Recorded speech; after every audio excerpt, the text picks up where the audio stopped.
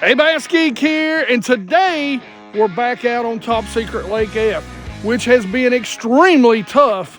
But we're going to go chasing some busting bass and anything else we can get to bite.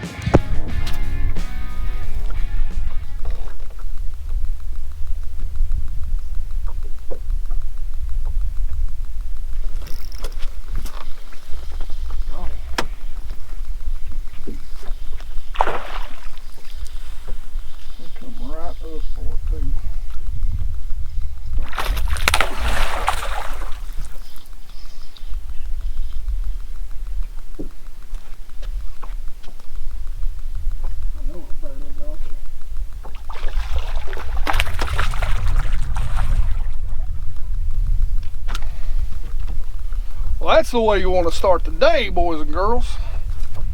He ain't big, but boy, he is flat. Look at that. So little keeper, he's fat. You can tell he's been feeding. That is a 1/4 ounce angler tungsten eclipse head, one of my favorite heads, and that's the Exxon Hot Shot minnow. That is Pro Blue Red Pearl. Great clear water color.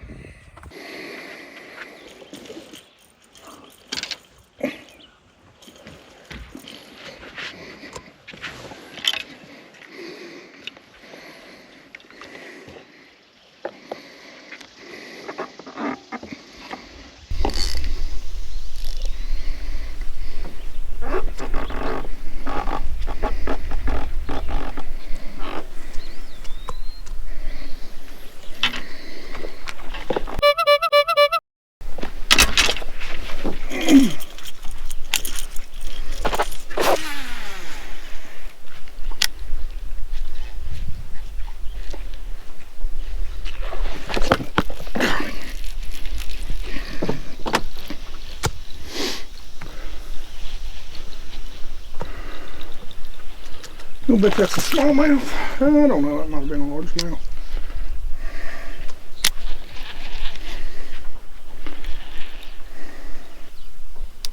Don't pull too hard.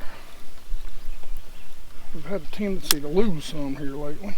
A little better bass, pearl melon, we've seen them bust. We got what I think might be a bunch of white bass here, hybrids on this lake, and some largemouth. I think there's a mix down here. This is definitely the most fish we've found thus far. All right, let's see if we can't get back in and catch another. All right, so they're biting right now, but man, it's not as easy as it looks. It has really been a grind, and I think it's because of the conditions that we're fishing right now.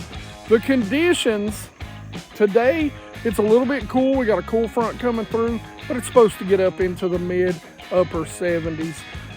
Now, the water temps, they have cooled off a little bit into the upper 70s, but overall, it's going to be a pretty nice day. Now, this water is super clear, but the problem we're having to get these fish to bite is what's called dissolved oxygen. This lake is actually dropping below full summer pull, and they are pulling the minimum amount that they can pull. So we don't have the current that we normally have. That makes the bass a little more sluggish. That makes them focus on that known forage instead of trying something new.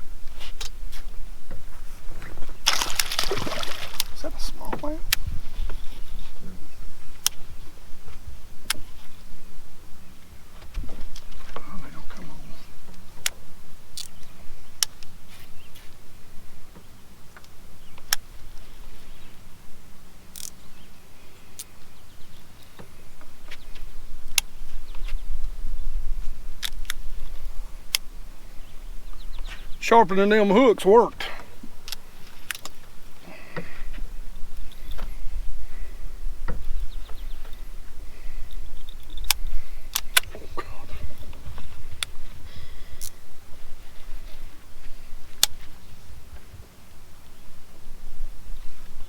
That is a good smallmouth. Boy, he ate it solid too.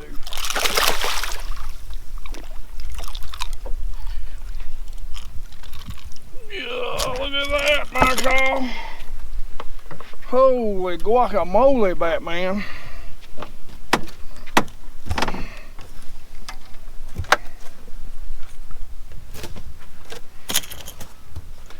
Woohoo! Pearl melon. Let's see if this one's a keeper. 18, I'd say he's probably just short. They're gonna be 20 on this lake. So we're gonna weigh him, let him go. I'm gonna guess 3. 302 or 3 pounds, 2 ounces. All right, geeks. So for you all that run a live scope, here's a tip for you in the fall. When they're busting shad, we got an area right here. We've tracked these bass. We found them last year. We've tracked these bass. And so one thing that will help you, we're over, how much was it, 120 feet? 128 feet right here. But the bass are up here like 0 to say 15 feet deep in huge schools chasing shad.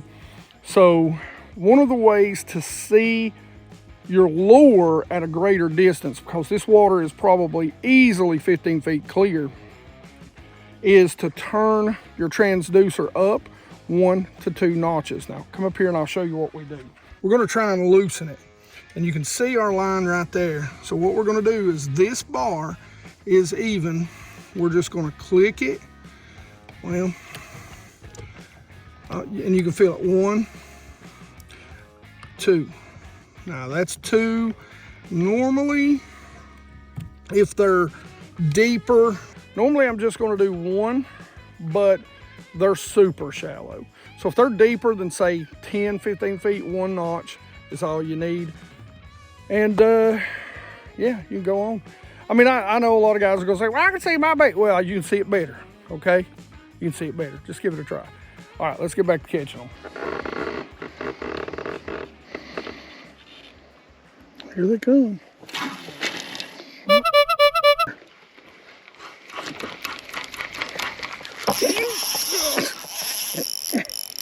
Yep. That what I think it is.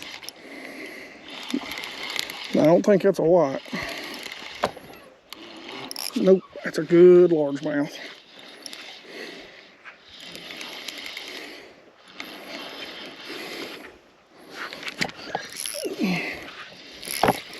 I don't think it is a what.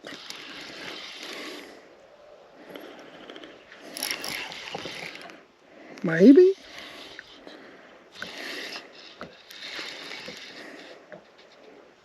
Nope, it is a damn white. I thought it was weird. Took blood.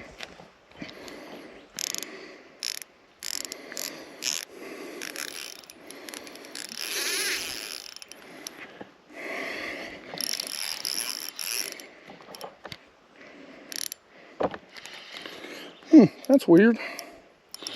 I knew there was some whites in the area.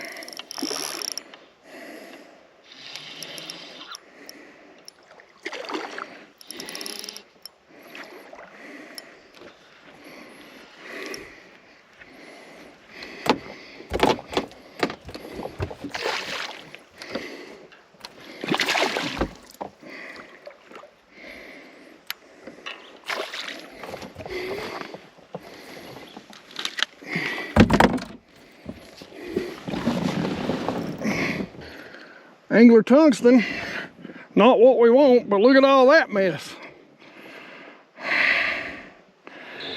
They're mixed right in there with the largemouth and the smallmouth. This place is loaded. All right, let's send him back to where he belongs. most of our bass have been up shallower. So, you know, we think that's pretty sure that we've got that dialed in, that that's the hybrids down there, super deep. Let's get back at it.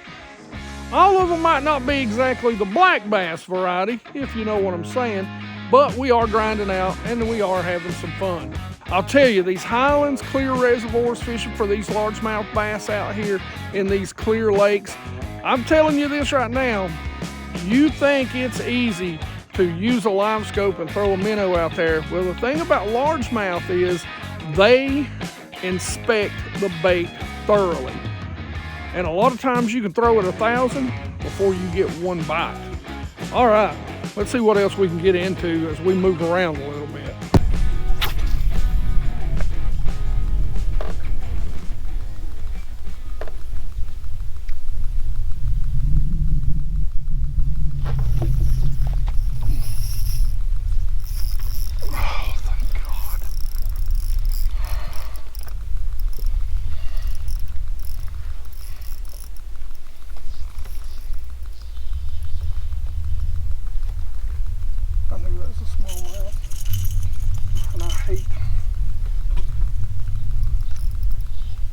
Little smallmouth, he ate an angler tungsten.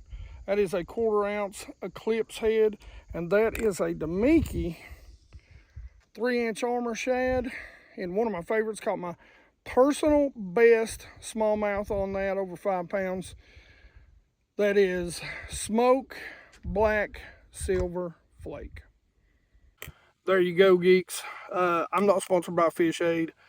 But you need to get one of these kits, man. It's got everything from your blue juice to your anti-bleed stuff. So it's a great little kit to have. These are extremely neat. We even put in some of the fin clips, which I like to use a lot more, but out in the hot sun, I don't like to put smallmouth in a box. We're not keeping him in the box. We're going to release him right now.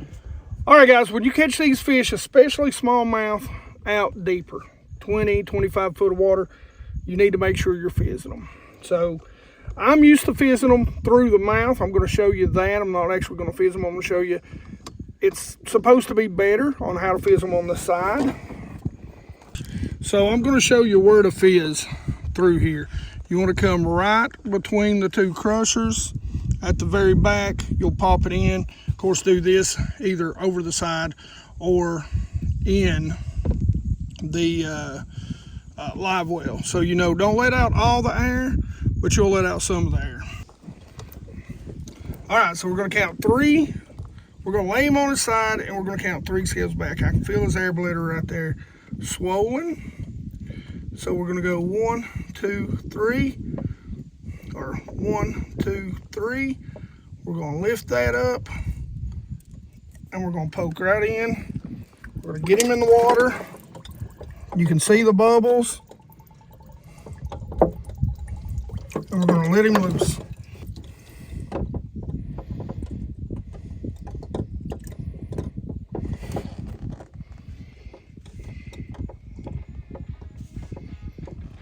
There we go. He's good to go. Well, there we have it. You know, it was a grind of the day. We caught a few, though. It was fun. We did catch a few more dinks. I just didn't bother putting in a video, but it's that way sometimes. And it's not been the year it was last year, which is disappointing, but every year is a new year. And I'll be the first to tell you, geeks, you know, whether you like it or whether you don't, these bass have already smartened up to us being out here throwing topwater, scoping them, and throwing minnows, scoping them. So it is not like it was last year. Time to get better. So I have been fishing a jig head minnow or a Damiki rig since way before there was ever live scope. So if you want to learn really how to fish this thing, check out this video right here. Otherwise, questions, comments in the comment section below. You geeks know I love to talk fishing with you. Like it if you like it. Don't forget to subscribe. Make sure you ring that bell. And as always, be part of the 100% Watch Squad. You geeks rock.